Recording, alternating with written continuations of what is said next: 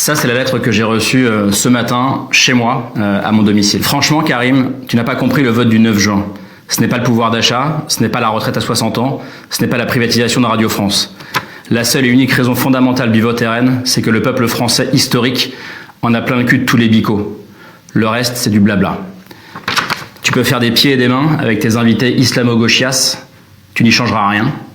Le sous-chien ne t'acceptera jamais, ni toi ni tes frérots, et même malgré le nombre, vous ne posséderez jamais la France. Bon, ce matin, comme tous les matins, j'ai emmené mes enfants à l'école ou à la crèche. Je suis revenu chez moi et j'ai trouvé ce courrier devant ma porte, alors qui avait été posté, qui n'a pas été déposé, mais qui a été posté de quelque part en France, je sais pas où. Et donc j'ai ouvert cette lettre et j'ai découvert les mots que je viens de vous lire.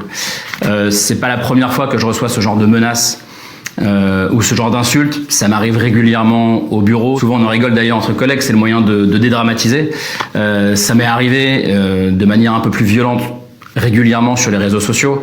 J'ai même reçu des menaces de mort sur les réseaux sociaux. Bon, mais ça restait sur les réseaux. Donc il y avait un côté virtuel. Quand ça arrive chez soi, il y a une forme de violence supérieure. Et il y a une forme de violation de son intimité qui fait que j'ai envie et peut-être besoin d'en parler aujourd'hui. Si je parle aujourd'hui, c'est parce que ça va bien au-delà de mon cas personnel. Je suis pas du tout le seul à recevoir ce genre de menaces, d'insultes racistes. Il y a des gens qui le subissent au quotidien. Le racisme, c'est quelque chose d'extrêmement violent. Et tous ceux qui l'ont subi le savent. Moi, ça m'est arrivé petit, les insultes racistes, ça m'arrive aujourd'hui.